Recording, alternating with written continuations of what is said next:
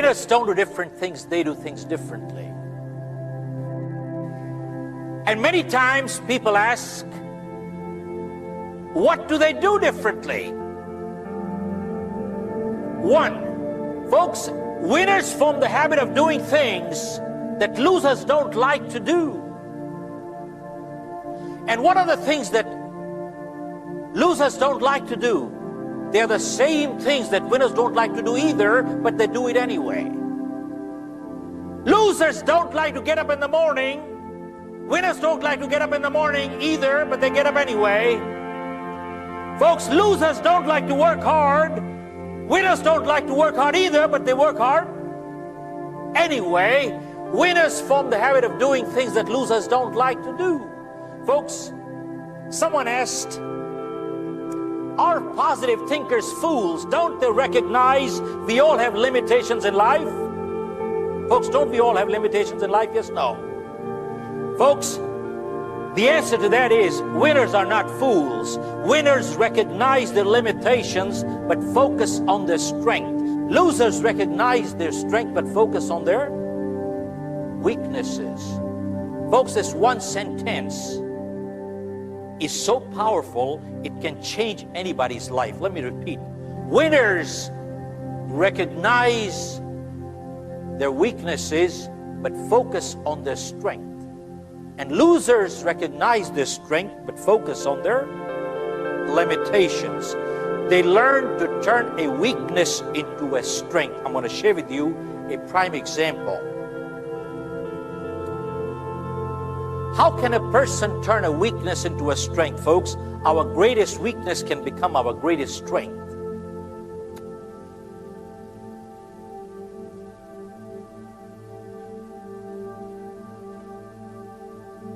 There was a company that used to publish Bibles.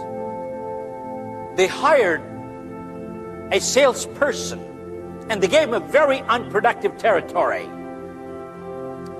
And folks, within a very short time, in the most unproductive territory, this person became the top-selling person in the company. They had an annual convention. Typically, they invite the best salesperson to the dais so he could share. When he came to the dais, folks, they found this person couldn't speak properly. He was a stammerer, a stutterer. Folks, I'm going to mimic a little,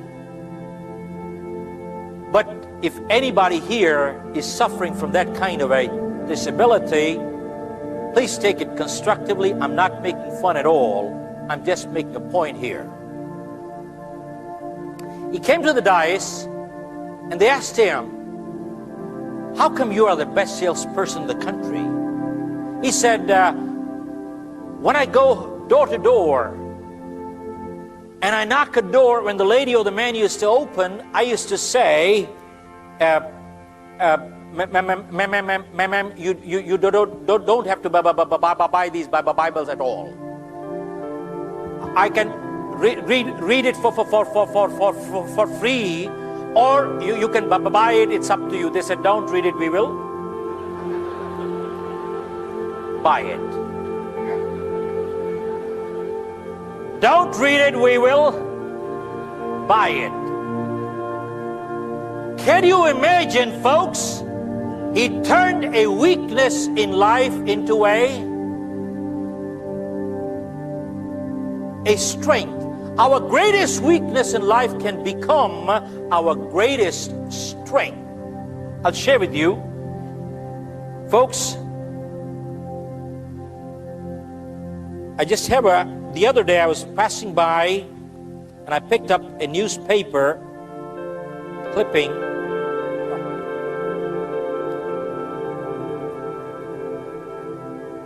Yeah.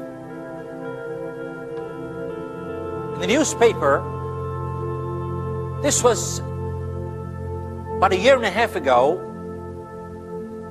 in India. It says Karate Kid KO's handicap with the roundhouse kick. KO's his knocks out. Karate Kid KO's handicap with a roundhouse kick. A 15-year-old boy, he has a polio kid. paralyzed waist down. He is representing the state in national martial art. Hello? A polio kid representing the state in national martial art. He's not fighting disabled, he's fighting people like you and me with 2 legs.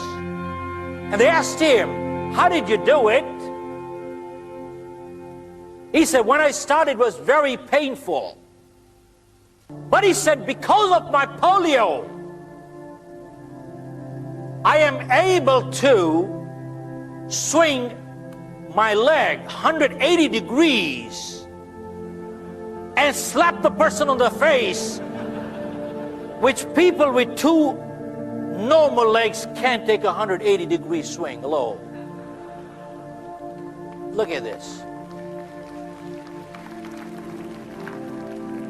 Folks, he turned a weakness into a strength.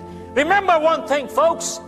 People who have to do things in life, they do it in spite of problem, not in absence of. And people who don't have to do it, you give them everything in life, they will still never do it.